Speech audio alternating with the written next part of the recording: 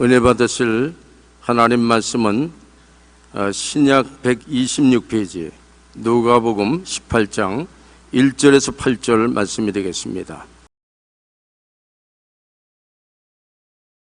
예수께서 그들에게 항상 기도하고 낙심하지 말아야 할 것을 비유로 말씀하여 이르시되, 어떤 도시에 하나님을 두려워하지 않고 사람을 무시하는 한 재판장이 있는데, 그 도시에 한 과부가 있어 자주 그에게 가서 내 원수에 대한 나의 원한을 풀어주소서 하되, 그가 얼마 동안 듣지 아니하다가 후에 속으로 생각하되, 내가 하나님을 두려워하지 않고 사람을 무시하나 이 과부가 나를 번거롭게 하니 내가 그 원한을 풀어주리라.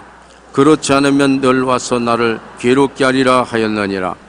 주께서 또 이르시되, 불의한 재판장이 말한 것을 들어라. 하물며 하나님께서 그 밤낮 부르짖는 택하신 자들의 원한을 풀어주지 아니하시겠느냐? 그들에게 오래 참으시겠느냐? 내가 너에게 이르노니 속히 그 원한을 풀어주시리라. 그러나 인자가 올 때 세상에서 믿음을 보겠느냐 하시니라. 아멘.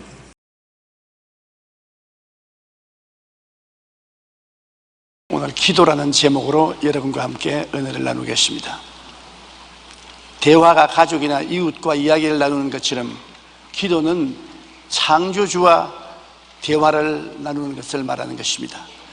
사람과의 대화도 이웃의 지위에 따라 어려워지고 조심스러워지는데, 하물며 지극히 크시고 거룩하신 하나님과의 대화는 참으로 두렵고 떨립니다. 사람은 태어나면서부터 대화를 합니다. 아직 말을 못하는 아기 때는 눈으로 하고 커서는 말로서 대화를 합니다. 저는 이런 재미있는 이야기를 읽어본 적이 있습니다. 한 여류 명사가 강연과 인터뷰 등 빡빡한 일정에 맞추려고 콜택시를 예약해 두었었습니다. 그런데 강연이 예정 시간보다 늦게 끝나는 바람에 콜택시 기사가 무한정 기다리게 되었습니다. 시간이 돈인 택시 기사가 화가 머리끝까지 났습니다. 그래서 손님이 나오기만 하면 벼락을 칠 작정을 하고 기다리고 있습니다. 그런데 잠시 후 여류 명사는 허겁지겁 콜택시를 올라타면서 잔뜩 험악한 인상을 하고 있는 기사에게 웃으면서 이렇게 말했습니다. 세상에, 저를 이렇게 오랫동안 기다려주는 남자는 기사님밖에 없어요. 택시 기사가 순간적으로 얼굴이 환해지면서 조금 전까지 사람을 잡아먹을 같이 화가 난 표정이 사라지고 에티켓을 다 하여서 가끔히 손님을 목적지까지 모시도록 이야기를 들었습니다. 말 한마디에 천냥빚을 갚는다는 말이지 않습니까? 뭐 하나님도 그런 말에 대한 관심을 가지고 말고요. 백부장이 예수님께 부탁을 했습니다. 우리 집에 와서 중풍으로 고생하는 하인을 고쳐주소서. 예수님이 가서 고쳐주리라.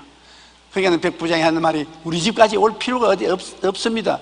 내 밑에도 부하가 있어. 가라면 가고 오라면 오는데, 주님이 말씀 한마디만 하시면 나을 것이지 뭘 우리 집까지 오시겠습니까? 말 한마디만 이 자리에 해 주십시오. 그러니까 주님이 그 주위를 살펴보고, 이스라엘 중에도 이만한 믿음을 가진 사람이 보지 못했다. 말 한마디 잘해서 하나님의 기적이 일어난 것입니다. 스르보닝의 여인도 이방인의 때가 아닌데 예수님께 따라와서 내 딸이 무섭게 흉악하게 귀신 들렸으니 딸을 고쳐달라고 했습니다. 예수님 대답 안 했습니다. 제자들에게 부탁하고 제자들이 예수님께서 고쳐서 보내지요. 부탁을 해도 예수님이, 지금은 이방인의 때가 아니기 때문에 내가 고칠 수가 없다. 그런데 그 부인이 예수님 앞에 와서 꿇 엎드려서, 주여 내 딸을 고쳐주셔서 자녀들에게 줄 떡을 취하여 개에게는 안 준다. 이방 개는 아직 복음을 받을 시기가 아니라고 말했습니다. 그럴 때 그 여인이 신속히 그 말을 받아서, 맞습니다. 그러나 개들도 자녀들 밥상 밑에 떨어지는 부스러기는 먹습니다. 예수님이 무릎을 탁 쳤습니다. 오 여자여, 내 믿음이 크도다. 내 믿은 대로 되라. 이방인의 때가 아닌데도 불구하고 그 말 한마디에 주님이 감동하셔서 그 딸을 고쳐주었습니다. 그 말을 감동받을 수 있도록 해야지 미련하게 가만히 있는데 자꾸 쌈을 붙이는 말을 하는 사람이 있는데 그건 난 못 쓸 일입니다. 그럼 우리 기도라는 것은 우리 하나님께 말씀을 드리는 것이므로 상당히 우리 마음속에 경건한 마음을 가지고 조심해서 말씀을 해야 되는 것입니다. 왜냐하면 우리가 하는 말을 주님께서는 다 듣고 계시기 때문인 것입니다. 그런데 여러 가지 우리가 기도가 있는데요, 우리가 제일 흔하게 많이 하는 기도는 회개의 기도입니다. 이 세상에 죄로 꽉 들어 차 있고 우리가 항상 죄를 짓고 불의하고 추악한 일을 행하기 때문에 하나님께 나오면 하루에 10번 나와도 10번 죄부터 회개하고 기도하게 되는 것입니다. 죄를 짓지 않는 의인이 없고 죄 안 짓고 살 세상이 아직 다가오지 않았습니다. 시편 66편 18절에 내가 나의 마음에 죄악을 품었더라면 주께서 듣지 아니하시리라.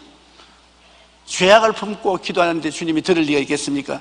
요한 1서 1장 9절에 만일 우리가 우리 죄를 자백하면 그는 미쁘시고 이로우사 우리 죄를 사하시며 우리를 모든 불의에서 깨끗하게 하실 것이요. 우리 죄를 자백한다는 것, 이것을 하나님은 굉장히 귀하게 보시는 것입니다. 죄를 지고 난 다음에도 내가 무슨 죄를 지었노? 이게 무슨 죄냐? 나만 지었나? 다른 사람도 지었지. 이렇게 변명을 하고 자기를 타당화하면 하나님께 버림을 당합니다. 그러나 하나님 앞에 솔직히 난 죄인입니다. 잘못했으니 죄를 지었으니 주님 용서해 주십시오. 그러면 주님께서 그 흘리신 십자가 보혈의 피로 깨끗이 씻어주는 것입니다. 우리는 솔직하고 진실되어야 되는 것입니다. 그 다음 우리가 하는 기도는 감사 기도입니다. 주님께 나올 때 언제나 감사와 찬양을 부르고 나와야 됩니다. 왜냐하면 우리 주님은 감사와 찬양 중에 와서 거하신다고 성경은 말씀하고 있는 것입니다. 시편 50편 23절에 감사로 제사를 드리는 자가 나를 영화롭게 하나니 그의 행위를 옳게 하는 자에게 내가 하나님의 구원을 보이리라. 우리가 감사하는 것이 올바른 행위를 하는 것이고 하나님의 구원을 받을 수 있는 자격을 획득하는 것입니다. 빌립보서 4장 6절로 7절에도 아무것도 염려하지 말고 다만 모든 일에 기도와 간구로 너희 구할 것을 감사함으로 하나님께 아뢰라. 그리하면 모든 지각에 뛰어난 하나님의 평강이 그리스도 예수 안에서 너희 마음과 생각을 지키시리라. 간절히 기도하되 언제나 감사를 더불어서 기도하는 것입니다. 그렇게 하면 마음속에 염려 근심이 떠나가고 평안이 다가오는 것입니다. 기자이자 한국인의 29조를 쓴 이규태 씨는 한국인이 가지고 있는 공통적인 병은 감사 결핍증이라고 말했습니다. 가게 물건을 사면 가게 주인은 감사합니다 하는 말 대신에 또 오세요.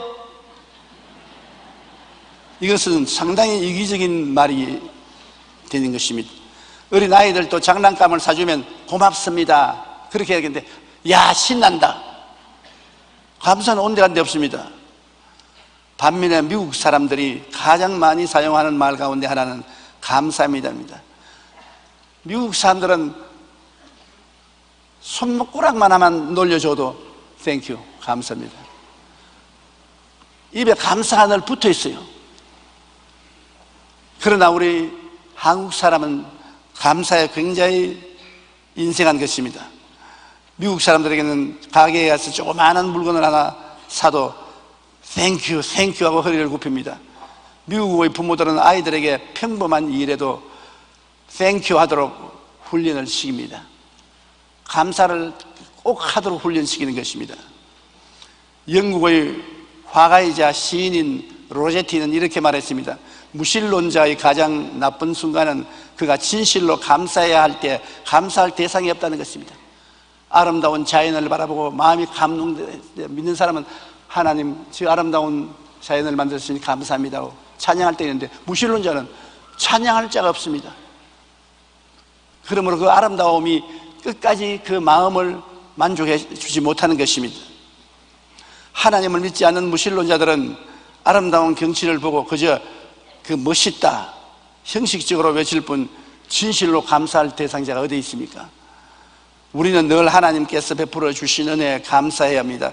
그것이 감사 기도인 것입니다. 빌립보 4장 6절에 아무것도 염려하지 말고 다만 모든 일에 기도와 간구로 너희 구할 것을 감사함으로 하나님께 아뢰라. 그와 같이 성경을 말하고 있는 것입니다. 염려하지 마라 해도 사람들은 염려를 자꾸 하는데요, 사실 염려한다고 키가 한 자나 커지면 좋겠는데 안 커져요.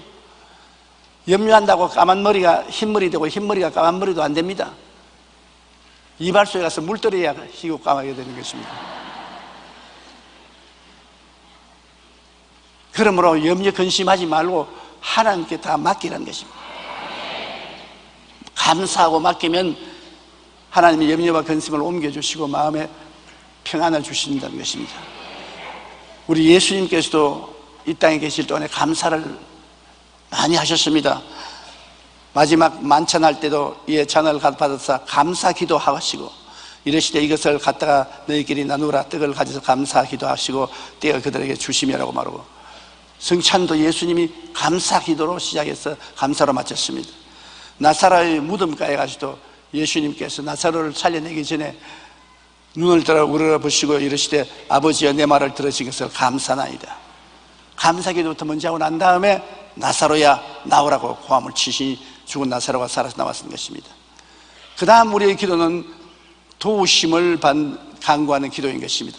마태복음 7장 7절로 8절로 11절에 구하라 그러면 너희에게 주실 것이요, 찾아라 그러면 찾아낼 것이요, 문을 두드리라 그리하면 너희에게 열릴 것이니, 구하는 이마다 받을 것이요, 찾는 이가 찾을 것이요, 두드리는 이에게 열릴 것이니라. 하물며 하늘에 계신 너희 아버지께서 구하는 자에게 좋은 것으로 주시지 않겠느냐. 저는 요사이 가만히 혼자 앉아서 과거 50년의 목회 생활을 반추해 봅니다. 제가 혼자 속으로 하나님, 기도를 내가 많이 했는데 놀랄 만한 기도 응답을 주신 느낌이 없으니 왜 이랬습니까? 이게 무엇을 내가 응답 안 해주었노?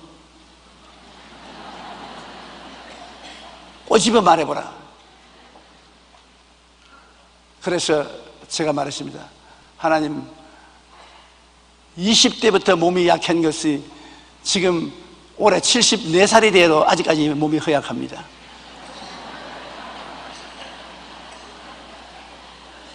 몸을 건강해 해달라고 기도를 50년이 넘게 해도 아직 안 해주지 않습니까? 안 해준 그것이 해답이다. 내가 너에게 건강을 주고 마음대로 행동하게 했으면 오늘날 같은 목회 안 한다. 다른 직업 가지고 나갔다. 쥐가 아프니까 별 도리 없이 기도하게 되고, 기도하게 되니까 성령 충만하게 되고 주님 소명을 받게 된다는 것입니다. 사실 제가 가만히 보면 제가 아주 건강했으면 더 많이 젊었을 때 놀았을 것입니다. 저는 놀기를 좋아하는 사람인데 아프니까 놀 수가 없어요. 늘 기도해야지. 주님이 기도를 응답 안 해주시는 그 자체가 응답이라고 말씀하시니까 어찌할 도리가 없습니다. 그러므로 응답해 주시니 감사하고 응답 안 해주시니 감사하고 우리는 감사할 것밖에 없는 것입니다. 반드시 주님은 여러분의 기도에 응답해 주시는 것입니다. 그 다음엔 중보기도가 있습니다. 디모데전서 2장 1절로 3절에 그러므로 내가 첫째로 권하노니 모든 사람을 위하여 간구와 기도와 도구와 감사를 하되 임금들과 높은 지위에 있는 모든 사람을 위하여 하라. 이는 우리가 모든 경건과 단정함으로 고요하고 평안한 생활을 하려 함이라. 이것이 우리 구주 하나님 앞에 선하고 받으시면 것이라. 우리 기도만 하지 말고 임금님, 요사이는 대통령이죠. 장관들, 국회의원들, 높은 사람들 위해서 간절히 기도하더라. 그들이 공중을 위해서 애쓰고 힘쓰고 일하고 있는데 하나님의 도우심이 임하도록 기도하는 것입니다. 그런데 우리 이웃을 위해서 기도할 때는 기도가 잘 나오는데 정말 정치인들을 위해서 기도하면 기도가 안 나오고 자꾸 꿀로 기어 들어가서 애를 먹어요. 저는 저희 위치에서 나라와 민족을 위해서 기도하고 국회를 위해서 늘 기도하는데 기도 안 돼요. 정말 안 돼요. 왜냐하면 아무리 기도해도 자꾸 싸우는데 어떻게 합니까? 그것도 응답인지는 모르겠지만은, 그러나 우리는 북한을 위해서도 기도해야 되고 김정일을 위해서도 기도해야 되고 하나님의 도우심이 나타나서 선한 일이 일어나도록 기도해야 되는 것입니다. 하나님이 역사하는데 나쁜 일이 일어날 택이 없습니다. 우리 자체만 위해서 기도하지 말고 우리 높은 데 있는 사람들을 위해서 끊임없이 늘 기도해야 되는 것입니다. 기도를 하면은 하나님의 팔이 움직입니다. 기도 안 하면 팔이 움직이지 않습니다. 작년에 기독교 신문의 어느 기관에서 한국 교회의 성도들의 기도 생활에 관한 설문조사를 한 결과 그 결과 보도된 적이 있는데, 설문조사에 하루에 얼마나 기도하는가라는 항목이 있었는데 한국 교회 성도들의 하루 기도 평균 시간은 24분 25초였습니다. 그것도 많이 한 셈이지요. 기도 많이 하는 사람은 새벽 기도로부터 시작해서 철야 기도가 산기도 많이 하는데 땡땡이로 노는 사람은 땡땡 놀아요. 주일날 교회에 와서 통성기도 할 때 눈 뜨고 좌우로 살피면서 조금 기도하고, 수요일날은 교회 점점 안 나오고, 답답한 일이 없으면 기도도 안 하고, 그런 사람이 많습니다. 2년 전만 하더라도 한국갤럽 조사에서 평균 기도 시간이 27분이었는데 2분이 줄어졌습니다. E.M. 바운드는 그의 책 기도의 능력에서 기도와 관련해서 이렇게 말했습니다. 마귀는 무엇보다도 그리스도인이 기도하는 것을 방해하려고 한다. 마귀는 기도가 빠진 성경 공부, 기도가 없는 봉사, 기도가 없는 종교는 하나도 겁나지 않는다. 마귀는 우리의 수고를 비웃고 지혜를 조롱하지만 우리가 기도할 때는 떨게 된다. 오직 주님만이 산들을 옮기실 수 있다. 그러나 믿음과 기도를 통해서 주님의 손을 움직일 수가 있다는 것입니다. 하나님 이상하시게 생각될 정도로 기도해야 움직이시는 하나님이신 것입니다. 그러므로 좋든지 하든지 기도는 해야 돼요. 너희는 내게 부르시저라 내가 응답하겠다. 크고 비밀한 일을 보여주겠다고 말하는 것입니다. 기도 안 하기 때문에 하나님이 응답할 수가 없습니다. 우리 일에 간섭할 수가 없습니다. 우리가 하나님께 부르짖어 기도하고 하나님을 모셔드리면 하나님께서 우리 일에 간섭을 하기 시작하시고 우리 배후에서 역사하기 시작해서 좋은 뜻이 이루어지게 만들어지는 것입니다. 교회 사학자들은 19세기 런던 메트로폴리탄 교회의 설교자였던 찰스 스펄전을 설교의 황제라고 불렀습니다. 엄청나게 설교를 잘했습니다. 활자화된 3561편의 그의 설교들은 그 세상을 떠난 지 한 세기가 지났는데 지금도 여전히 출간되고 많은 사람의 사랑을 받고 있는 것입니다. 1879년 8월 어느 주일에 스펄전 목사님의 설교를 듣기 위하여 많은 사람이 메트로폴리탄 교회로 몰려와서 안 치울 자리가 없어요. 그래서 본 교회 교인들이 다 밖으로 나가고 처음 온 사람들을 안 치우니까 숫자가 무려 6,000명이요. 새신자 6,000여 명이 설교를 들어왔습니다. 그래서 신문 기자들이 놀래가지고서 스펄슨 목사님 비서진에 가서 물었습니다. 이 어찌된 일입니까? 왜 런던에 교회가 이렇게 많은데 다른 교회는 안 가고 이 교회만 구름대같이 모이는 것도 웬일입니까? 그분이 날 좀 따라오시오. 내가 보여줄 테니까. 그래 따라가니까 지하로 내려가는 거죠. 지하에 내려가니까 400명의 교인들이 기도실에서 기도하는 스펄전 목사님에게 성령이 임해달라고 통성 기도를 하고 있더랍니다. 이게 우리 교회 엔진이요. 우리 목사님이 잘나서 그런 것이 아니라 목사님이 흡인력이 있고 카리스마가 있고 목사님에게서 은혜가 넘쳐 나오는 이유는 이 밑에 400명이 목사님 설교할 때마다 기도를 하기 때문이에요. 신문 기자들이 깜짝 놀랐습니다. 기도를 해주는 사람이 많으면 하나님의 굉장한 도움을 받습니다. 저도 50년간 목회할 수 있는 것은 성도들이 저를 위해서 기도를 많이 해주셨습니다. 정말 성도들이 기도를 많이 해주셨습니다. 그 성도들의 기도 덕분에 50년 졸업을 할 수 있었습니다. 내 친구들 중에 졸업 못하고 낙지한 사람 많아요. 그 성도들이 기도를 안 해주어서 그런지도 모르겠습니다. 저는 졸업했지만 여러분 기도는 계속 해 주십시오.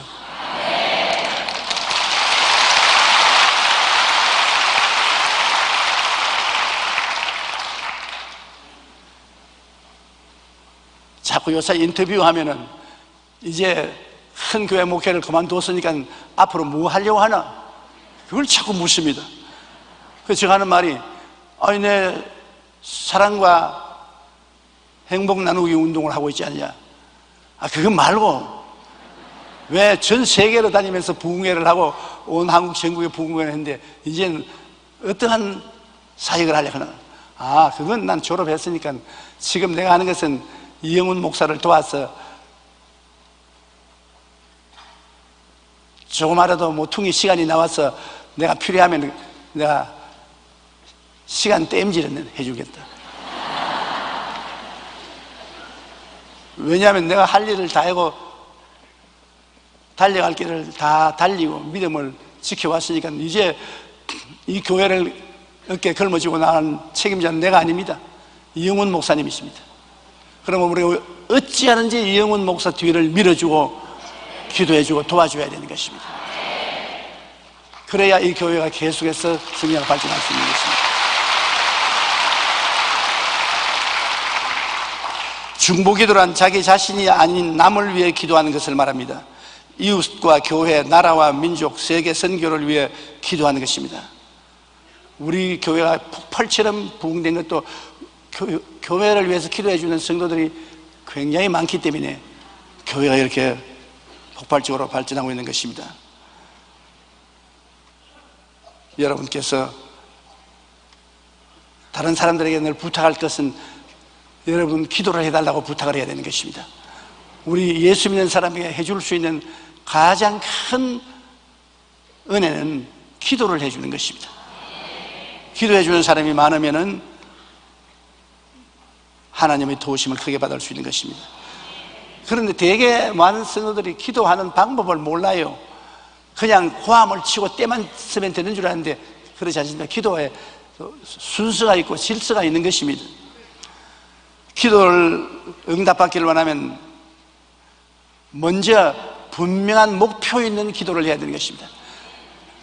시골 속담에 다른 사람이 다 시장에 가니까 그름지고 따라간다고. 그름지고 시장에 가서 뭐합니까? 분명히 시장 가는 사람은 물건 살 목표가 있어야 되지 않습니까? 그래서 기도도 믿어는 바라는 것들의 실상이라고 바라는 목표가 분명히 있어야 되는 것입니다. 목표를 너무 많이 가지면 정신이 복잡하지요. 주님께서 말하기를 한두 가지만 하든지 한 가지만 하라 그러십니다. 집중해서 기도할 수 있어야 되는 것입니다. 인도의 마하트마 간디는 막대한 돈과 무기, 철저한 군사 조직을 가졌던 영국 정부와 대결하여 승리를 거두었습니다. 맨손 들고 무섭게 무장한 영국과 대결해서 이 인도를 독립시킨 것입니다.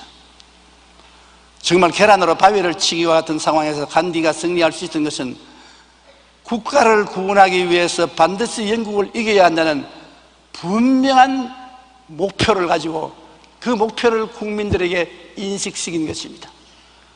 인도의 국민은 반역자 내놓고 난 다음에 다 간디와 함께 인도를 독립시키기 위해서는 영국에서 해방을 얻어야 된다. 그게 총집결해서 그 목표를 향해서 나간 것입니다.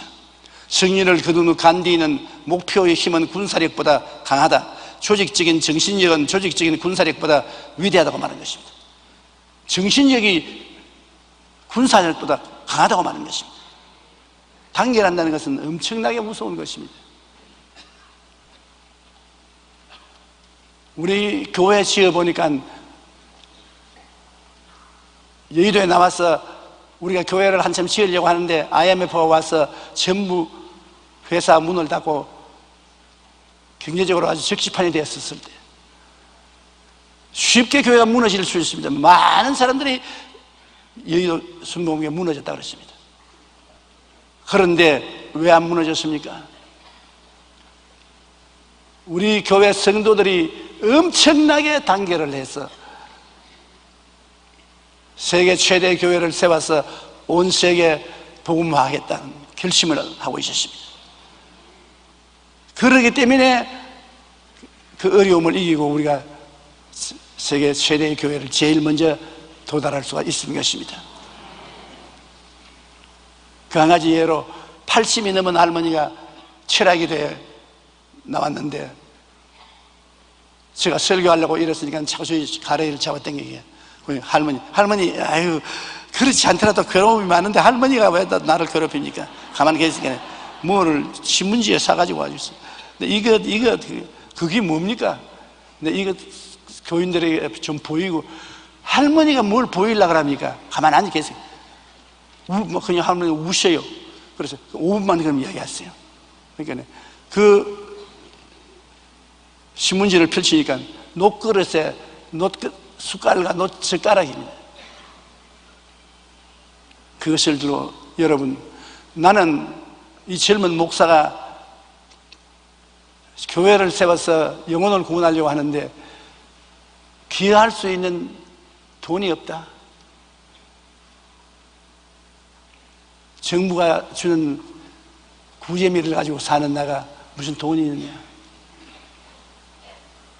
그러나 우리 부조 전례로 상속이 내오는 놋그릇과 놋젓갈, 놋숟갈이 있다. 밥을 마분지에 받아 먹고 숟갈, 젓갈 대신 손가락으로 밥을 집어 먹을 수 있지 않느냐. 이거라도 팔아서 교회를 지어야 되지 않겠냐.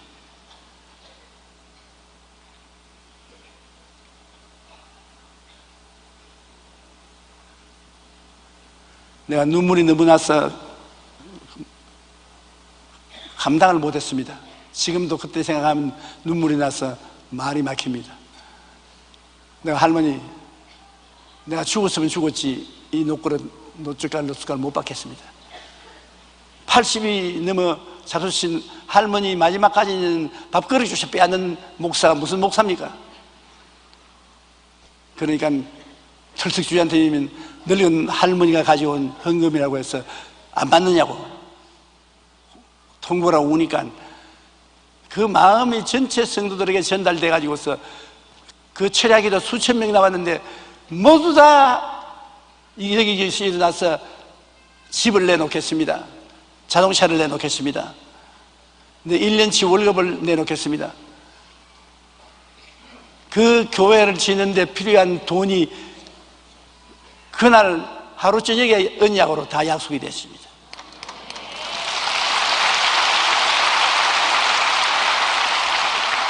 내가 그 약속한 사인을 받아가지고서 불광동 한일은행에 가니까 불광동 한일은행 은행장이 자기는 은행장 60이 다 되도록 했지만은 이런 거 처음 봤다고.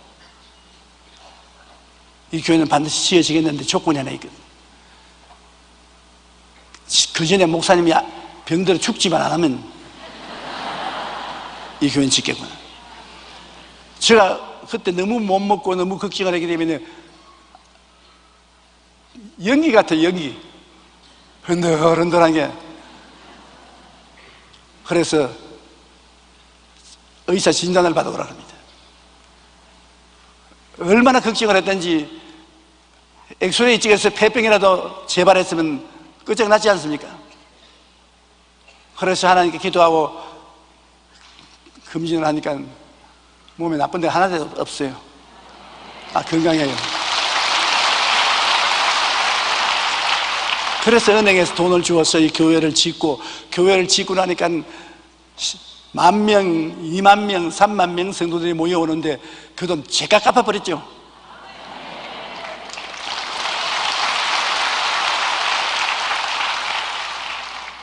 정신력이란 무섭습니다. 단결력이란 엄청나게 무섭습니다. 어떠한 정치적인 세력도 군사력도 정신력을 못 이깁니다. 교회가 힘이 강한 이유가 바로 예수 그리스도 안에서 똘똘 뭉치기 때문에 힘이 강한 것입니다.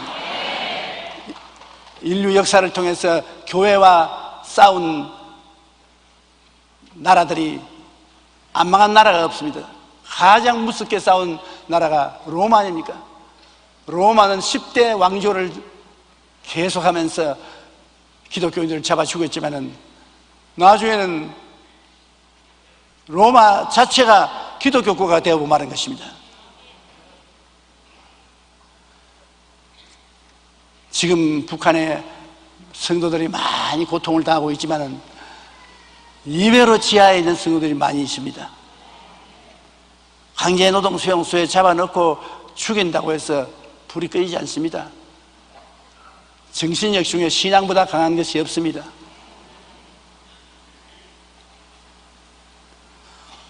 황제 나폴레온도 전투를 앞두고 늘 이렇게 말했습니다. 전쟁에서 우리는 이미 이겨놓았다. 목표 달성은 이미 텐트 안에서 완성되었기 때문이다. 이제 난 목표를 바라보고 뛰어만 가면 된다. 그렇게 말했습니다. 오스트리아 빈 대학의 보울로 박사는 역사적으로 위대한 인물 200명을 조사하여 공통점을 분석했습니다. 그 결과 그들의 성공은 머리가 좋아서가 아니라 인생의 목표가 분명했고 그 목표를 향해 매일 최선을 다했기 때문이라는 사실을 밝혀냈을 것입니다. 천재가 되어서 인생을 성공한 것이 아닙니다. 삶의 목표가 분명하니까 그 목표를 향해서 누가 무엇라고 말해도 꾸준히 뛰어가는 것입니다. 춘풍추를 제끼고 끊임없이 목표를 향해서 뛴 결과에 나중에 보니까 그 목표에 도달했습니다. 우리가 토끼와 그 위의 경주 이야기 잘 알고 있지 않습니까? 상록동이 위에 깃발 꼽아놓고 산 밑에서 토끼하고 거북이가 누가 먼저 올라가는지 시합을 했는데 거북이는 꾸준히 기어 올라가고 토끼는 가다가 교만해져가지고서 잠을 잤습니다. 그런 동안에 거북이가 올라가서 이유 말한 것입니다. 목표를 두고 꾸준히 나가야 됩니다. 꾸준히. 아무리 열심히 뛰더라도 중도에 그만두어 버리면 안 되는 것입니다.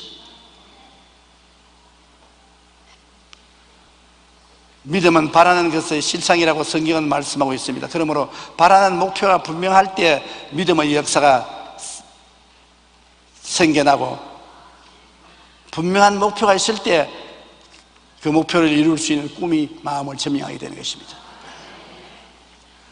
그리고 사람들은 기도를 할 때 1시간, 2시간 할 말이 없으면 못하겠다고 합니다. 무슨 웅변을 그렇게 긴 웅변을 할 수 있냐고. 그런데 중언부언할 기도를 하지 말고 집중적으로 기도해야 되는 것입니다. 저도 문자 써가면서 기도하는 기도 아무리 잘해도 10분 계속해서 못합니다. 응답받으러 나왔으면 목표를 주고 난 다음에 집중적으로 기도해야 되는 것입니다. 마태복음 6장 7절로 8절에 또 기도할 때 이방인과 같이 중언부언하지 말라. 그들은 말을 많이 하여 들으실 줄 생각하느니라. 그러므로 그들을 본받지 말라. 구하기 전에 너희에게 있어야 할 것을 하나님 너희 아버지께서 아시느니라. 우리 교회 권사님 한 분 후두암이 걸려서 병원에서 수술하고도 재발해서 죽어가는데 저기 와서 기도해달라고 하는데 여러 번 기도해드려도 효과가 없어요.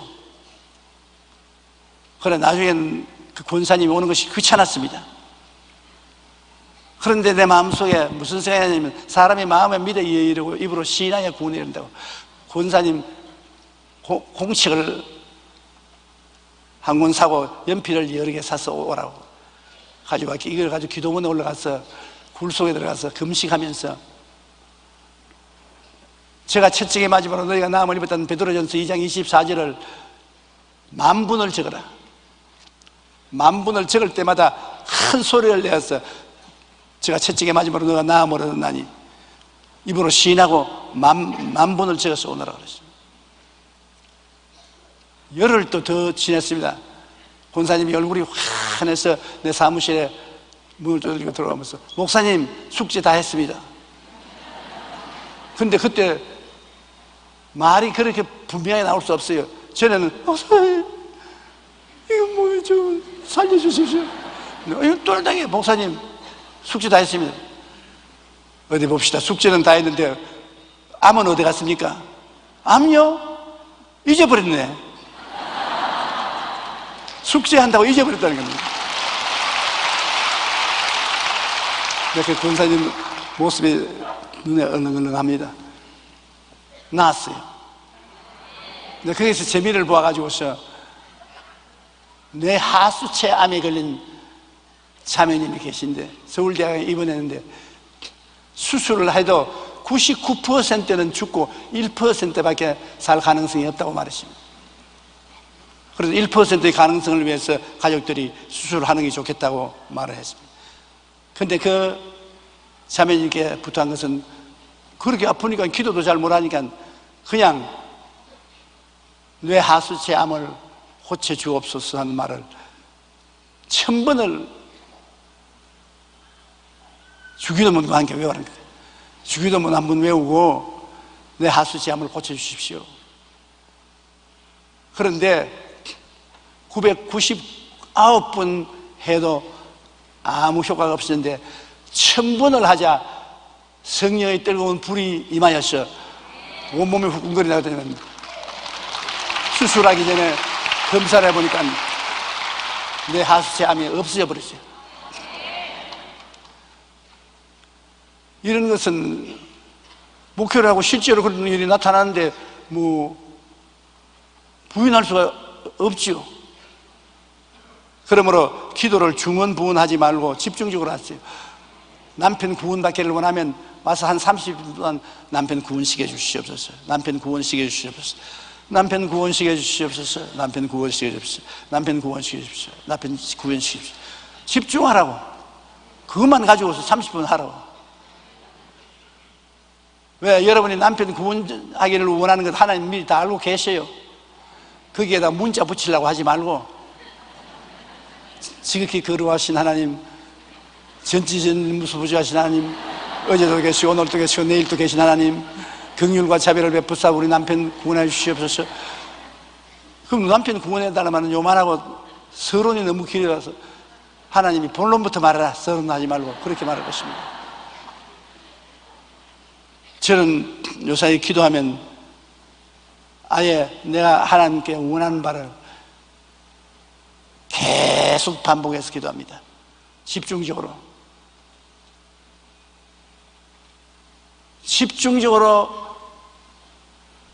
기도하면 하나님의 놀라운 응답이 오는 것입니다. 아픈 데가 낫기를 원하면은 제가 채찍에 맞음으로 너가 나음을 입었다. 그러므로 너는 나았다. 지금 나았다. 하나님이 낫게 해주신다. 치료가 다가오고 있다. 치료가 다가오고 있다. 절대로 부정적인 말은 하면 안 돼요. 치료가 다가오고 있다. 지금 치료받고 있다. 치료가 넘쳐나고 있다. 너는 건강해진다. 그렇게 말하고 남편 회개하면 우리 남편 회개한다. 하나님께 지금 다가오고 있는 중이다. 변화를 지금 몰래 속에 혼자서 받고 있는 중이다. 지금 변화받는다. 하나님 성령이 역사하신다. 긍정적으로 말해야지. 우리 남편은 안 믿을 거야. 우리 남편은 절대 안 돼. 보통 완화해야지.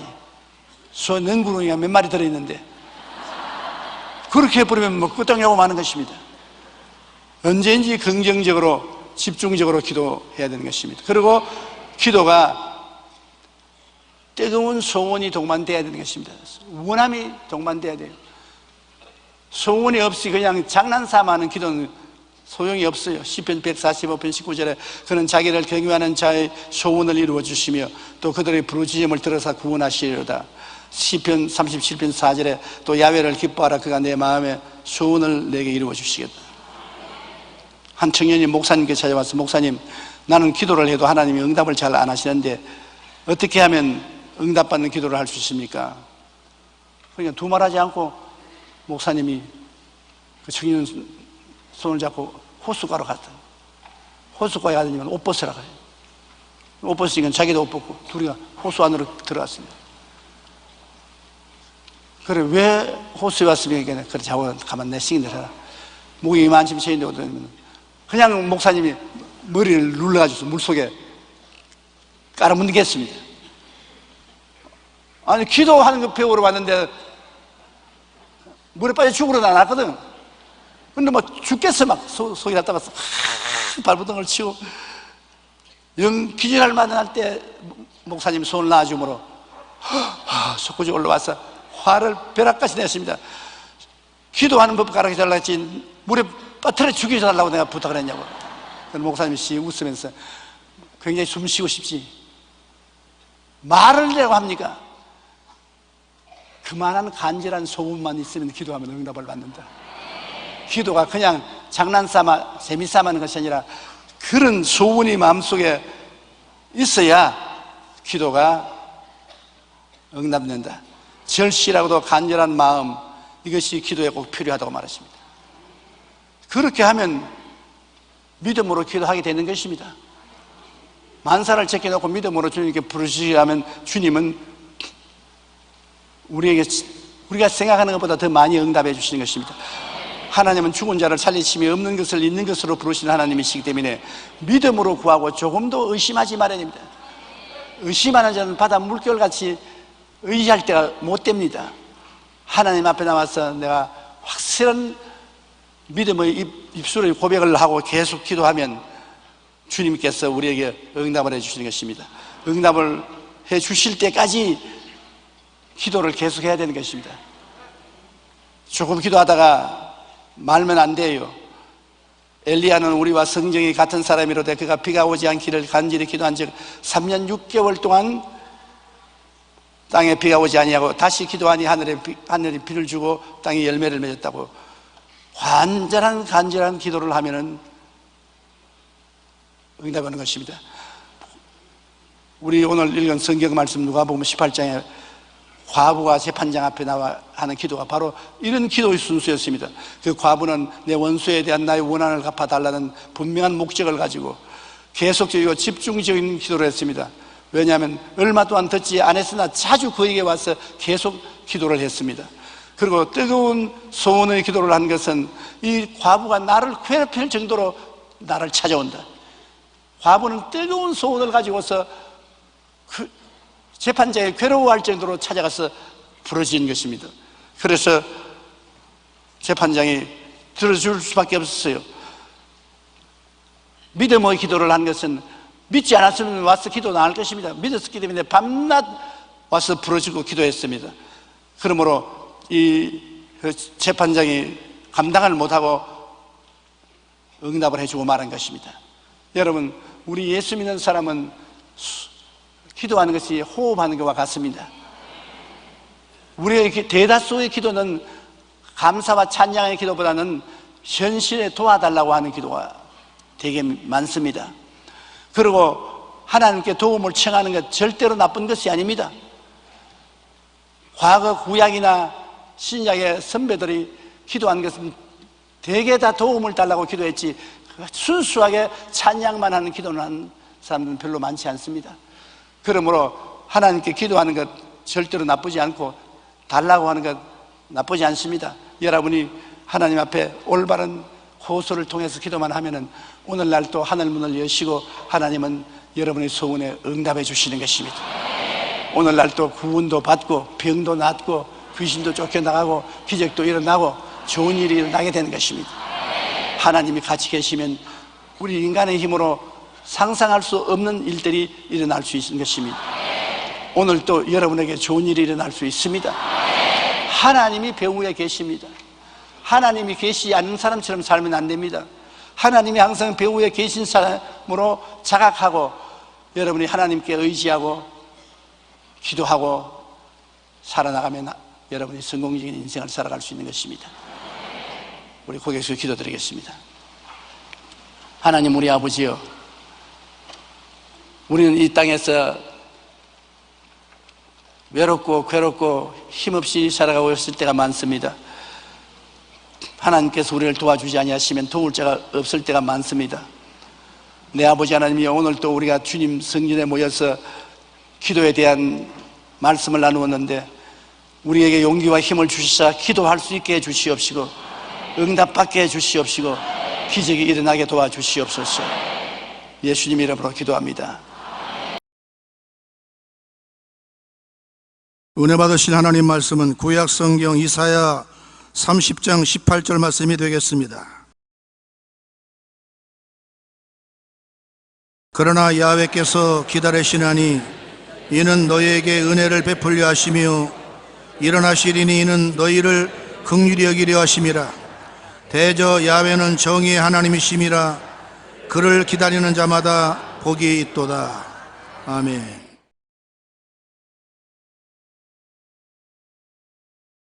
저는 오늘 이 시간에 여러분과 함께 기다리는 것이라는 제목으로 말씀을 나누고자 합니다. 제가 어릴 때 자란 우리 집은 시골 산장에 있는 진장이라는 곳입니다. 그 이름을 진장이라고 부르는 것은 구한말에 군대가 거기에 주둔했기 때문에 진장이라고, 진을 쳤던 장소라고 부릅니다. 그러므로 한 주일에 한 번씩 어머니가 진장에서 저와 동생들은 진장에 남겨두고 장보러 가십니다. 일주일 먹을 식료품을 진장에서 언양읍내까지 가서 장을 보아서 오시는데 모처럼 장보러 가시니까 아침에 일찍 떠나가셔 저녁 늦게 돌아오는데 우리 형제들은 어머니가 오는 것이 그렇게 그리워서 어머니를 기다렸습니다. 멀리 언양층 넘어 집으로 돌아오실 어머니를 목매어 기다립니다. 어머니는 멀리서 보아도 그림그림만 봐도 저 우리 어머니다. 대만히 알아요. 참 지금도 어머니의 걷는 그림그림 모습이 눈에 훤합니다. 그때 기다린다는 것이 얼마나 지루하고 안타까운지 몰라요. 어머니가 하마나 올까 하마나 올까 파리만 잡고 날아다니지 어머니는 오지 아니하시고, 그러다가 어머니가 오는 모습을 바라보면 얼마나 기쁘고 즐겁든지 말로 다 할 수 없습니다. 먼 훗날 내가 목사가 되고 보니 또다시 그 기다림이 계속되게 되었습니다. 이제 어머니를 기다리는 것이 아니라 예수님을 기다리게 되는 것입니다. 하루도 아니고 이틀도 아니고 사흘도 아니고 매일같이 예수님을 기다립니다. 우리 사람들은 무엇을 기다리든지 누구를 기다리든지 기다리다가 이 땅을 지나가는 것입니다. 기다린다는 것은 우리 삶 전체를 이루는 굉장히 중요한 요소인 것입니다. 하나님은 우리들의 삶의 주인이십니다. 우리가 가는 길에 하나님이 따라오는 것이 아닙니다.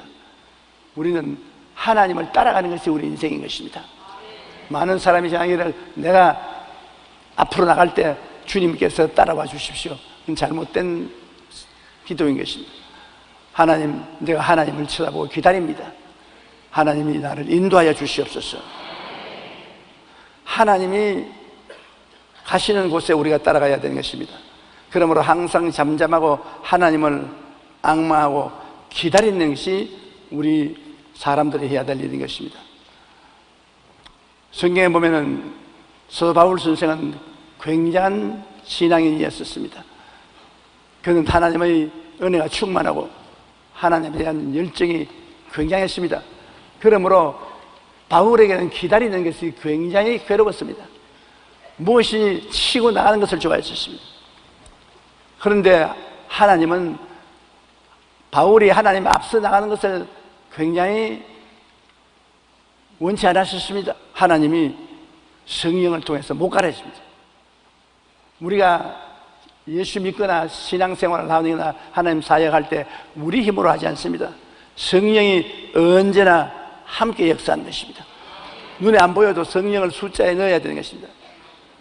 그런데 바울 선생이 아시아로 가는 거 자기가 계획해서 아시아로 가려고 하니까 함께 해준 성령이 허리춤을 잡고 안 돼, 못 가. 그러면 하나님 앞에 기다리는 것이 좋은데 부르기아와 갈라디아 땅으로 다녀가 무시아 앞에 이르러 비두니아로 가고자 애쓰되 예수의 영이 허락지 아니하신지라. 아시아를 못 가니 비두니아에 가야 되겠다. 그런데 예수님의 영이 못 가게 합니다. 더 강한 의미로 성령을 예수의 영이라고 말하신 것입니다. 예수의 영이 우리와 같이 계시는데 앞서가지 말고 붙잡았습니다. 그래서 바울 선생은 무시아를 지나 드로아로 내려갔습니다.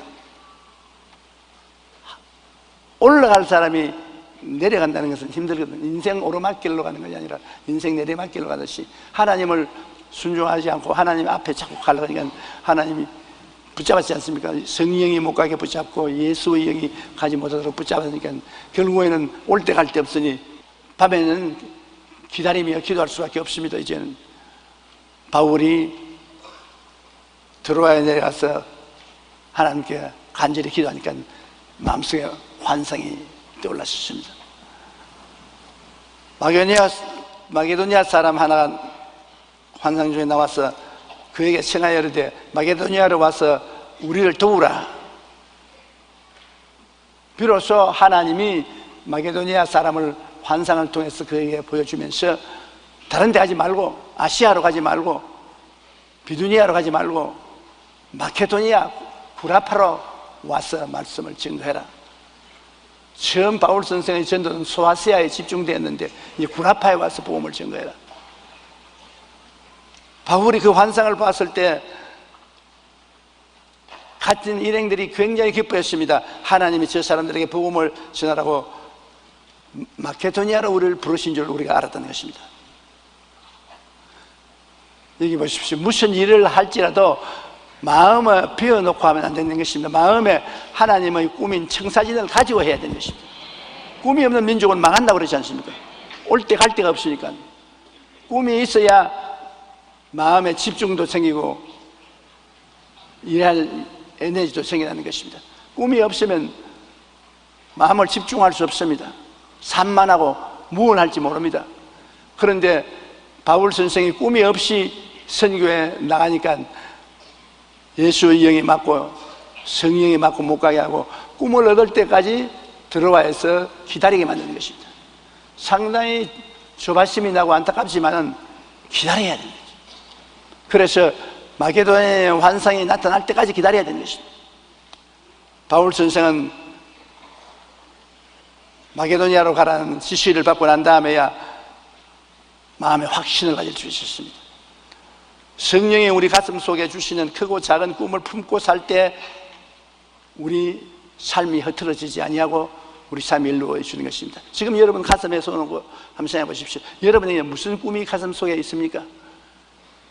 무슨 꿈이, 작은 희미한 꿈이라도 내가 장차 가야 될 꿈이 가슴에 있습니까? 없습니까? 없으면 망합니다. 꿈이 없는 백성은 망하려. 꿈이 있으면 내일이 있습니다. 우리가 그를 향해 가니까요. 그러므로 꿈이 우리 마음속에 있다는 것은 굉장히 중요합니다. 시편 40편 1절에 내가 야훼를 기다렸더니 귀를 기울여서 나의 부르짖음을 들으셨도다. 하나님이 우리 마음속에 꿈을 주실 때까지 기다려야 되는 것입니다. 꿈이 없이 시작했다는 인간의 힘으로 어려운 고비에 처해서 무너지고 맙니다. 그러나 마음에 하나님의 꿈을 받아서 꿈을 안고 나가면 동남풍이 불고 서북풍이 불고 지진이 일어나고 천지가 변화해도 두려워하지 않습니다. 왜? 하나님이 함께 계시기 때문인 것입니다. 하박국 2장 1절로 3절에 보면 내가 내 파수하는 곳에 서며 성루에 서리라. 그가 내게 무엇이라 말씀하는지 기다리고 바라보며 나의 질문에 대하여 어떻게 대답하시는지 보리라 하였더니 야훼께서 내게 대답하시어 이르시기를 너는 이 묵시를 기록하여 판에 병맥히 새기되 달려가면서도 읽을 수 있게 하라. 이 묵시는 정한 때가 있나니 그 종말이 속히 이르겠고 결코 거짓되지 아니하리라. 비록 더딜지라도 기다려라. 지체되지 않고 반드시 응하리라. 이스라엘 백성이 나아갈 그 길을 하나님 앞에 기다리는 것입니다. 하나님이 반드시 지시해 줄 테니까 하나님의 지시를 기다려서 나가지 하나님 제껴놓고 정치인들끼리 모여서 일을 하지 말라는 것입니다. 조병준 씨의 따뜻한 슬픔이라는 책에는 기다려야 할 때라는 제목의 글이 있습니다. 그 글에는 작가는 기다림이란 형벌의 시간이며 동시에 축복의 시간이라고 표현하고 있는 것입니다. 기다리는 것이 형벌이다. 그러나 또한 축복이다. 맞습니다. 기다린다는 것이 그 당시에는 얼마나 목마르고 애가 타는지 모릅니다.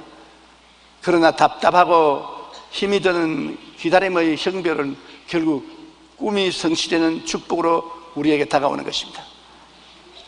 그러므로 우리는 환상이나 꿈을 받기 위하여 하나님을 바라보며 기다려야 하는 것입니다. 저도 어떤 일을 소원하고 하나님께 뜻을 묻고 기다렸는데 한 주일이 지나고 한 달이 지나도 아무 대답이 없었습니다. 굉장히 마음에 답답하고 하나님이 나를 떠나셨는가 버리셨는가 그런 생각이 납니다. 그러나 나중에 하나님의 뜻이 마음에 알려질 때 꿈이나 환상이나 음성이나 이웃 사람들을 통해서 알려질 때 얼마나 큰 축복이 되는지 모릅니다. 그러므로 꿈은 괴로움과 즐거움을 동시에 우리에게 가져오는 것입니다.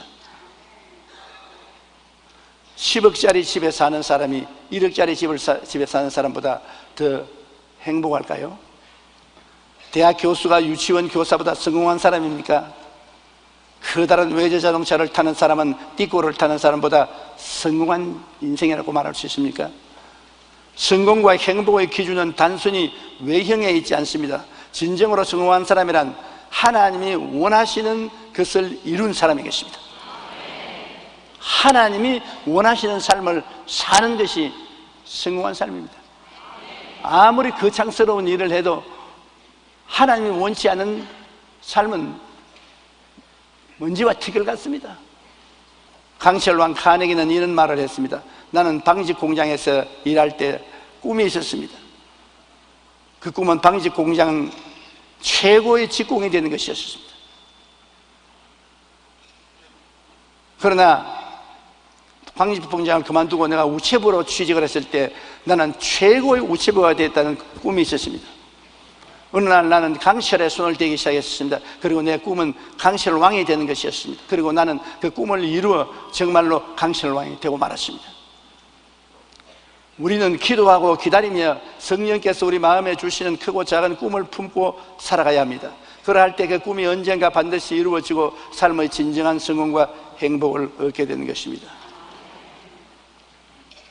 또 꿈을 얻을 뿐 아니라 우리 삶을 정비하기 위하여 기다려야 되는 것입니다. 일본 도요타 자동차가 큰 어려움에 봉착해 있습니다. 차에 부실한 것이 있어서 리콜을 해서 미국이나 구라파 온 세계 자동차 공장으로도 리콜을 당하고 있습니다. 자동차에 대한 신뢰가 떨어지고 주식값이 떨어지고 절단입니다. 일본이라면 도요타가 상징적인데 그 왜 그러냐? 너무 자신만만해서 자동차 정비를 잘 못하기 때문인 것입니다. 그러므로 오늘날 도요타가 멈춤하는데 그 멈춤하는 이유는 회개함으로 자기를 깨끗하게 하기 위한 것입니다. 무엇이 잘못됐으면 우리는 당장 서서 리콜을 해서 회개하고 정비해서 새로 출발하면 되는 것입니다. 우리 기독교 신앙에는 회개라는 것이 절대적으로 필요한 것입니다. 매일같이 회개해야 되는 것입니다. 왜냐하면 매일같이 우리가 손발을 씻어야 되는 것처럼 매일같이 회개해야 되는 것입니다. 매일같이 더러워지는 것입니다. 100% 온전한 사람은 아무도 없습니다. 잠언서 28장 13절에 자기의 죄를 숨기는 자는 형통하지 못하나 죄를 자복하고 버리는 자는 불쌍히 여김을 얻으리라. 죄 지어놓고도 죄를 감추면 불쌍히 여김을 받지 않지만 죄 지어놓고 죄 지었다고 회개하고 돌아서면 불쌍히 여김을 받습니다. 나는 요사이 신문에 보고 일본의 토요타 자동차 사장이 국내외 회개하고 미국의 청문회에도 쓰겠다고 겸손하게 나오는 거 보고 굉장히 마음에 감동했습니다. 그분은 일본의 수상과 같은 정도로 존경을 받는 사람인데 회개한단 말입니다. 그러니까 존경심이 생기지 않습니까? 그런 사람이 내가 무엇 때문에 회개해? 내가 무엇 때문에 청문회에서 그렇게 버티면 버틸 수 있지요. 그러나 그 결과는 버림당하는 것입니다. 고린도후서 7장 1절에 사랑하는 자들아 이 약속을 가진 우리는 우리 하나님을 두려워하는 가운데 거룩함을 온전히 이루어 육과 영의 온갖 더러운 것에서 자신을 깨끗하게 하자. 우리가 왜 하나님 앞에 기다리는 삶을 사느냐? 나를 깨끗하게 하기 위해서 시간이 필요합니다. 때 닦는데 시간 필요하지 않아요. 우리가 무엇인지 일사천리로 한다고 잘하는 것 아닙니다. 하다가는 기다리면서 자기를 되돌아보고 자기를 정비해야 되는 것입니다. 더구나 먼 길을 가려고 할 때는 자동차를 굉장히 정비해서 부품을 다 갈아 끼우고 출발해야 되는 것입니다. 그 정비하는 시간이 버린 시간이 아닙니다. 굉장히 중요한 시간인 것입니다. 우리 인생도 마찬가지인 것입니다. 우리가 주일날 교회에 와서 하루 종일 시간을 보내는 것 낭비가 아닙니다. 와서 기다리는 것은 우리를 정비하는 시간인 것입니다. 우리가 잘못되어 가는 것을 회개하고 씻어내는 준비하는 시간이 바로 교회에 와서 예배드리는 시간입니다. 시간이 있을 때 기도원에 가서 예배드리는 것 시간 낭비같이 보이지만은 아닙니다. 자기를 정비하는 시간인 것입니다. 그렇게 하는 사람은 자기를 깨끗하게 하고 하나님의 은총을 받을 수 있는 것입니다. 또한 우리가 주님 앞에 기다리고 정비하는 것은 십자가의 오중복음, 삼중축복을 마음속에 확인해보고 가기 위한 것입니다. 우리가 어디를 가든지 내 마음속에 내가 누구라는 그 진실을 확실히 알고 어떠한 모습으로 가야 하는 것을 알아야 되는 것입니다. 자기 사진을 쳐다보고 이렇게 생겼구나, 내가 이름으로 이 길로 가야 되겠다. 확실히 마음속에 자기 자신이 누군지, 자기 존재가 어떠한 사람인지 정체성이 확실해야 되는 것입니다. 많은 사람이 예수 믿고 교회 왔다 갔다 하면서 당신 누구요? 예수 믿어요. 예수를 어떻게 믿어요? 우리 목사님이 알아요. 확실한 정체성이 없습니다. 여러분, 많은 사람이 예수 믿다고 주여 주여 부르지만 자기가 예수 그리스도를 믿어 어떠한 사람이 되는지 모르는 것은 굉장히 중요한 일입니다. 왜냐하면 교회에 와서 십자가 밑에서 십자가를 쳐다보고 기다렸다면 성령께서 그 마음속에 그리스도 안에서 정체성을 보여주었을 것입니다. 성경은 말씀하는 누구든지 그리스도 안에 있으면 새로운 피조물이라, 이전 것은 지나갔으니 보라 새 것이 되었다. 그 내가 새 것이 된 것을 알아야죠. 옛날 내 모습대로 살아서 안 되는 것입니다. 새 것이 된 것을 다시 한번 알기 위해서는 기다려야 되는 것입니다. 우리는 십자가 앞에서 자기를 비춰보면서 예수님이 십자가의 보혈로 용서받고 의로움을 얻은 사람이다, 성결하고 성령 충만받는 사람이다, 예수님이 채찍에 맞으심으로 치료와 건강을 받은 사람이다, 나는 아브라함의 복을 받은 사람이다, 나는 부활과 영생 천국을 얻은 사람이다, 나는 이런 사람이다, 이게 나의 올바른 정체성이다, 주여 나는 알고 깨닫습니다, 나는 이런 사람입니다, 그러므로 출발합니다. 마음속에 정체성을 확실히 알고는 두려움 없이 담대하게 출발할 수 있습니다. 자기가 누군지 모르면 담대할 수가 없지요. 자기가 누군 줄 알기 때문에 담대합니다. 여러분 평신도라도 내가 십자가 앞에서 어떠한 사람이라는 것을 잘 정비해서 알고 있으면 어느 곳에 가서 예배를 인도해달라도 할 수 있고, 부흥회를 해달라도 할 수 있고, 가르치라도 할 수 있는 것은 여러분의 마음속에 예수 믿고 난 다음 어떠한 사람이 되었는지 그 내용을 알고 있기 때문인 것입니다. 예수 믿는 것이 무엇입니까? 몰라요. 성경 전체에 있어요. 성경 보세요. 물론 여기 다 있죠. 그러나 급한 사람이 지금 숨이 넘어가는데 예수를 어떻게 믿냐고 물는데 성경 읽으라 하면 어떻게 합니까? 여러분 마음속에 그리스도에 대한 확실한 믿음을 가지고 여러분 정체성을 가지고서 나가면 하나님의 은총이 끝나지 않습니다. 그러기 위해서 자기 삶을 정비하기 위해서 기다려야 되는 것입니다. 또한 4차원의 영성을 살펴보아야 해요. 내가 그냥 믿는 것이 아니라 내 생각이 새로워지느냐, 내가 교회에 와서 내 생각이 새로워지느냐, 옛날 생각 그대로 가지고 있느냐, 성경을 읽고 오늘은 어제보다 생각이 달라지고 내일은 오늘보다 더 나아지고 그러한 생각이 달라지느냐, 내 마음속에 꿈이 새로워지느냐, 내 마음의 믿음이 자라고 있느냐, 내가 말을 긍정적이고 적극적인 말을 하는가, 자기를 살펴봐야 되는 것입니다. 무조건 하고 바쁘게 뛴다고 되는 것이 아닙니다. 시간 내어서 자기 정체성도 알아보고 또 4차원의 영성도 알아봐야 되는 것입니다. 말씀을 많이 알아도 그 말씀이 자기 생애 속에 이루어지지 않고 관계가 안 되는 것은 4차원의 영성을 모르기 때문인 것입니다. 어떻게 교제하는지 모르는 것이 때문인 것입니다. 우리는 예수 그리스도와 아버지 하나님의 은혜를 생각을 통해서, 꿈을 통해서, 우리의 믿음을 통해서, 입술의 말을 통해서 서로 교통하는 것입니다. 우리가 미국 사람하고 교통하려면 영어를 해야 됩니다. 일본 사람하고 이야기하려면 일본어를 해야 돼요. 외국 사람이 한국 사람하고 이야기하려면 한국말을 해야 돼요. 요사이 텔레비에 나가서 말하는 한국말하는 외국 사람들 보고 내가 깜짝 놀라는 것입니다. 어떤 말은 나보다 더 잘 알아요. 문자를 쓰는데 깜짝 놀라요. 그러면 서로 말을 하기 때문에 교동이 되는데, 하늘나라 말은 무엇입니까? 사람들은 하나님의 은총을 알아도 하나님 나라 말을 못하기 때문에 대화가 안 돼서 어찌를 못해요. 하늘나라 말은 생각이 하늘나라 말입니다. 꿈이 하늘나라 말입니다. 믿음이 하늘나라 말입니다. 입술의 고백이 하나님 말입니다. 그러므로 하늘나라는 생각을 바꾸고 꿈과 환상을 바꾸고 내 믿음을 바꾸고 말을 바꾸면 내 믿음대로 될지어다. 변화가 다가올 수 있는 것입니다. 에레미야가 3장 26절에 사람이 야훼의 구원을 바라고 잠잠히 기다림이 좋도다. 그러므로 하나님의 구원의 역사가 일어나도록 하기 위해서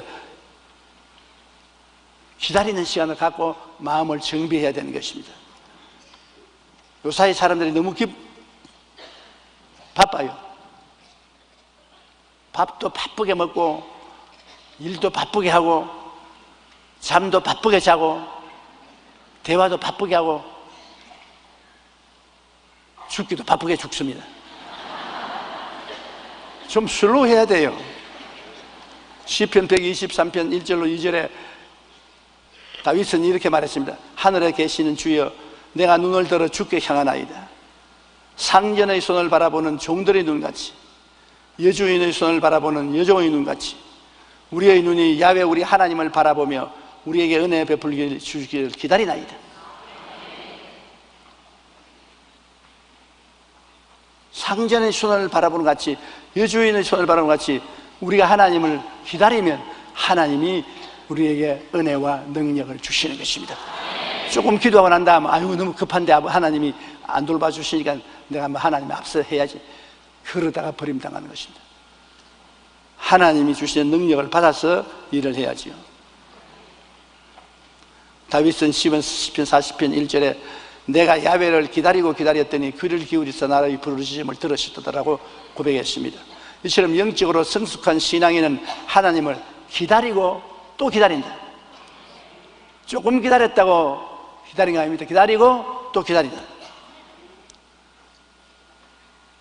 게리 토마스는 초대교회에서는 인내와 기다림이 그리스도의 제자라는 증명이었다고 했습니다. 하나님 부르심을 받았다는 것은 기다리라고 명령받은 것과 같은 의미였다고 설명했습니다. 그러므로 초대교회는 하나님의 종, 하나님을 기다리는 사람, 그가 이 고리였던 것입니다. 하나님의 종은 하나님의 명령을 듣지 않고는 움직이지 아니하는 하나님을 기다리는 사람이 하나님의 종이었습니다. 요사이는 전부 주인이 돼서 기다리지 않고 지 마음대로 행합니다. 그게 큰일인 것입니다. 우리는 또다시 마음이 깨어져서 하나님의 음성을 들을 수 있어야 되는 것입니다. 하나님의 약속을 이루기 위해 우리가 반드시 가져야 할 자세가 기다리는 것입니다. 베드로후서 3장 9절에 주의 약속은 어떤 이들이 더디다고 생각하는 것 같이 더딘 것이 아니요 오직 하나님께서 너희를 대하여 참으사 아무도 멸망하지 아니하고 다 회개에 이르기를 원하시느니라. 우리는 너무 하나님 늦게 대답한다, 너무 늦게 응답한다지만 하나님 계획이 다 계셔요. 우리는 잠잠히 기다리며 생각과 꿈과 믿음과 말의 4차원의 영성으로 우리의 삶을 정비하고 하나님이 언제 찾아오실지라도 그것을 모시들 준비가 되어야 되는 것입니다. 그 다음 또 하나님을 기다린다는 것은 하나님의 절대 주권에 순복하기 위해서 기다리는 것입니다. 계급이 낮은 사람이 계급 높은 사람을 기다리는 것입니다. 계급이 낮은 사람이 계급 높은 사람보다 앞서서 나가고 마음대로 행하면 계급장이 떨어지는 것입니다. 하나님과 동등 혹은 앞서가려는 사람들이 많습니다. 그건 기다리지 않고 나가는 사람들인 것입니다. 하나님의 분위를 무시하는 것입니다. 바벨탑의 사람들은 바로 그런 사람입니다. 노아의 홍수 이후에 살아남은 사람들이 우리가 탑을 쌓아 하늘 꼭대기에 닿게 하고 하나님과 동등하게 탑을 세우고 흩어짐을 멸하자. 하나님이 지상에 흩어져서 살아도 우리 그것을 면하자고 말했던 것입니다. 그래서 하나님이 그들을 괘씸히 여기서 내려와 보시고 언어를 혼잡게 하며 그들은 바벨탑을 짓다가 못 짓고 말하는 것입니다. 기다리지 않았었어요. 노아 홍수의 후에 그들이 나아갈 때 하나님의 지시를 받고 지구에 하나님이 원하시는 곳에 흩어져 살아야 되겠는데 흩어져 살지 않고 니므로라는 이 영웅이 생겨나자 그를 중심으로 해서 나라를 세우고 탑을 지어 하나님 보좌에까지 올라가게 하고 홍수가 다시 와도 움직도 안 나도 우리 사람 중심으로 살자. 그와 같은 계획을 세웠다가 망하고 마는 것입니다. 성경에 우시아 왕도 왕하 중에 우시아 왕은 대단한 왕입니다. 외국과 싸워 이기고 나라를 부강케 한 나라로서 금은이 풍부하고 아주 부귀한 나라가 되었습니다. 그러자 그 마음에 교만함이 들어왔습니다. 아니 내가 임금 노릇만 하고 뭐냐, 내가 제사장 노릇도 하지. 나 임금 노릇도 하고 성전에 들어가서 하나님께 제물 드리는 제사장 노릇도 다 내가 하지 뭐 다른 사람 시킬 거 있느냐. 교만해졌습니다. 기다려서 하나님이 정하신 직분을 다해야지 하나님 원치 않는 직분을 저희가 행했습니다. 성전에 들어가서 제사장 내놓고 하나님께 향을 피워드립니다. 제사장이 놀라서 젊은 제사장들과 함께 들어가서 임금님을 붙잡아 끄집어냈습니다. 이것은 왕이 할 일이 아닙니다. 제사장이 할 일입니다. 이 하면 큰일 납니다. 그러니까 우시아가 돌아서 화를 확 내니까 즉시로 이마에 문둥병이 생겼습니다. 나병이 생기면 절대로 하나님 앞에 못 서요. 그 길로 그는 성령에서 나와서 평생 나병 환자로서 별궁에 살고 비참하게 죽은 것입니다. 하나님은 교만한 자를 미워하고 물리치는 것입니다. 교만은 패망의 선봉이요 멸망의 앞잡이가 되는 것입니다. 잠언서 14장 29절에 노하기를 더디하는 자는 크게 명철하여도 마음이 조급한 자는 어리석음을 나타낸다. 전도서 5장 2절에 너는 하나님 앞에서 함부로 입을 열지 말며 급한 마음으로 말을 내지 말라. 하나님은 하늘에 계시고 너는 땅에 있음이니라. 그러므로 하나님 앞에 겸비하고 낮아지고 잠잠히 하나님의 인도하심을 기다려야 되는 것입니다. 마리안 안디슨은 미국의 유명한 복음 가수인 것입니다. 여러분 중에 마리안 안데슨이 부르는 노래를 들어본 적이 있죠? 나는 들어봤는데 장로님은요? 들어보셨어요? 장로님과 나같이 노트리는 들어봤습니다. 젊은 사람들은 못 들어봤는지도 모르겠습니다. 그녀가 찬양을 하면 상처받은 영혼들이 위로를 받고 많은 불신자들이 회개하여 하나님께로 돌아오는 놀라운 역사가 일어나곤 합니다. 그녀가 오늘날 이처럼 은혜로운 복음 가수가 되기 전에는 작은 일화가 있습니다. 마리안이 고등학교에 다닐 때 그녀의 노래 실력이 뛰어나져 몇 년 동안 개인 교수를 받은 후 뉴욕에 있는 홀에서 독창회를 했는데 독창회가 대단히 비극적인 평가를 받고 그는 완전히 파탄에 이르렀습니다. 시리에 찬 마리안이 집에 돌아오니까 그 어머니가 이렇게 위로했습니다. 얘야, 은혜가 위대함보다 먼저 있어야 된다. 네가 음악가로서 위대한 사람이 되기 전에 하나님 은혜부터 먼저 받아야 된다. 그 어머니는 무식하지만 올바르게 판단했습니다. 주를 믿는 사람은 무엇보다도 성령 충만부터 먼저 받아야 돼요. 사업을 성공하려고 하든지 체육에 성공하려고 하든지 정치에 성공하려고 하든지 그 무엇 전에 하나님 앞에 성령의 충만한 은혜부터 받으면 하나님이 함께 해 주신다는 것입니다. 은혜가 없으면 자기 힘으로 살아야 되니까 안 되지요. 은혜가 있으면 하나님의 힘으로 되는 거지. 이 어머니 말 한마디에 그는 변화되었었어요. 그 후에 그녀는 정말 열심히 기도해서 하나님의 성령의 충만함을 받고 하나님의 성령의 충만한 가운데서 노래를 부르니까 일량의 미국과 세계를 감동시키는 가수가 된 것입니다. 우리는 늘 하나님의 은혜를 잊지 말고 하나님 절대 주권에 순복하기 위하여 잠잠히 기다릴 줄 알아야 하는 것입니다. 내 생각과 내 힘으로 믿고 나아가기 전에 먼저 하나님의 뜻을 기다려야 합니다. 우리가 잠잠히 기다릴 때 하나님께서는 절대 주권적인 뜻을 깨우쳐 주시는 것입니다. 그러면 우리가 그의 뜻을 순종하면 됩니다. 우리가 하나님의 절대 주권에 순복할 때 하나님께서는 우리의 삶을 영혼이 잘됨 같이 범사에 잘되며 강건하고 생명의 어릴 때 풍성에 얻는 길로 이끌어 가시는 것입니다. 우리의 삶을 복되게 만들어주는 근본의 능력은 하나님께 있는 것입니다. 그러므로 우리가 하나님이 우리를 이끌어 갈 때까지 잠잠하게 기다려야 되는 것입니다. 성급하게 나타서는 안 되는 것입니다. 미국의 유명한 부흥사였던 무디 목사님은 어느 날 교인 중에 한 사람이 양조장을 크게 지었어요. 술 만드는 큰 공장을 지어서 그것을 하나님께 헌당하겠다고 많은 주변의 목사들을 부르고 장로들을 또 지위에 있는 사람을 불러서 납성식을 했습니다. 그 마지막 축도 시간에 D.L. 무디 목사 자기 교회 본교회 목사에게 축도를 해달라고 부탁했습니다. 그런데 목사들마다 양조장에 와서 축복을 했습니다. 훌륭한 양조장을 경영해서 돈을 많이 벌으라고. 그래 이제 무디 목사가 축도할 차례가 왔는데 무디 목사가 기도를 하기를 하나님, 이 양조장이 오늘 예배를 드리고 내일부터 문을 열게 됩니다. 그러나 이 양조장 문이 열리지 않게 하여 주옵소서. 기가 막히지. 이 문을 열면 엄청난 술이 생산되어 수많은 청소년들이 술을 마시고 타락하게 될 것입니다. 또 수많은 어른들도 술을 마시고 취하여 제정신이 아닐 것입니다. 그러니 하나님 오늘 밤 이 주조장 주인의 마음을 감동시켜 주셔서 내일 아침 이 양조장이 문을 열지 않게 하여 주십시오. 주님의 이름으로 기도합니다. 무디 목사님이 이런 축도를 하자 사람들은 예배 후 축하 파티를 하려다가 모두 당황하여 뿔뿔이 헤어져 버리고 마는 것입니다. 아주 잔치에 찬물을 끼얹어 버렸었어요. 사람들마다 고개를 숙여 에이 괜히 왔다. 그걸 떠났습니다.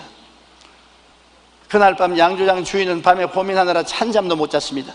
그는 새벽에 조용히 기도하며 하나님의 뜻이 무엇인지 알기 위해서 기다렸습니다. 양조장을 지기 전에 기다리지 않고 지어놓고 이제 기다렸습니다. 근데 하나님께서 잘했다, 양조장 열어라 그러겠습니까? 그때 하나님의 감동이 그에게 물결치듯이 다가옵니다. 그는 양조장 문을 열지 말라, 양조장을 하지 마라, 그런 하나님의 말씀이 마음속에 들어왔습니다. 그래서 그는 그 이튿날 그 건물을 무디 목사님에게 바쳤습니다. 교회에서 사용하십시오. 무디 목사님은 이 양조장을 무디 신학교가 되게 해서 수많은 교육자와 전도자를 배출시켰고 기독교 부흥에 큰 도움을 가져오게 된 것입니다. 세상 술을 만날 공장을 하늘나라 술 공장으로 만들게 된 것입니다. 그게 하나님 앞에 기다릴 때 그런 큰 다른 점이 다가오는 것입니다. 잠언서 16장 9절에 사람이 마음으로 자기의 길을 계획할지라도 그의 걸음을 인도하시는 이는 야훼시니라. 우리의 운명을 결정하는 것은 하나님이 하시는 것이기 때문에 먼저 하나님의 말씀을 듣고 하는 것이 좋습니다. 하나님 말씀 듣지 않고 앞서서 하면 큰 상처와 손해를 입게 되는 것입니다. 하나님이 뜻은 인간의 생각과 너무나 다릅니다. 그러면 우리는 하나님의 뜻을 알기 위해 부르짖어 기도하며 잠잠히 하나님을 바라보고 기다리는 우리들이 되어야 되는 것입니다. 급하게 시도하면 안 되는 것입니다.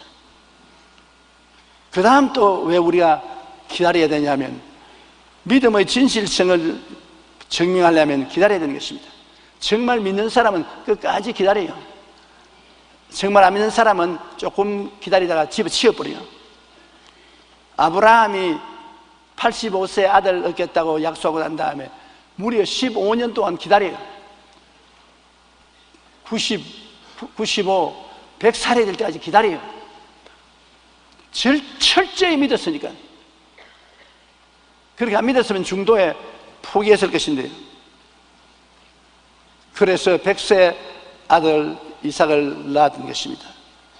히브리서 6장 13절로 15절에 하나님이 아브라함에게 약속하실 때 가리켜 맹세할 자가 자기보다 더 큰 이가 없으므로 자기를 가리켜 맹세하여 이르시되 내가 반드시 너에게 복주고 복주며 너를 번성케 하고 번성케 하리라 하였더니 그가 이같이 오래 참아 약속을 받았느니라.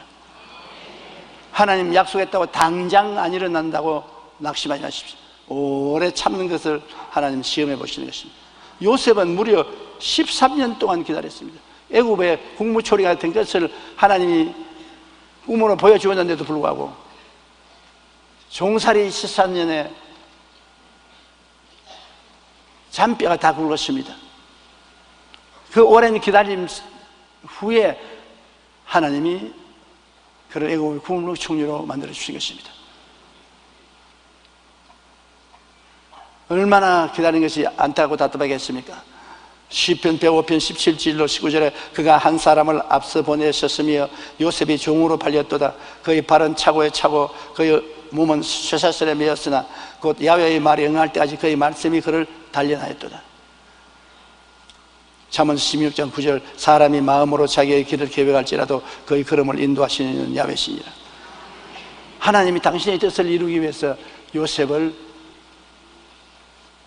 종살이와 죄수로 13년 동안 기다리게 하는 것입니다. 그 하나님의 말씀이 그를 연단했다고 말한 것입니다. 사람은 누구나 자신이 처한 환경에서 여러 가지 고난을 겪으며 살아갑니다.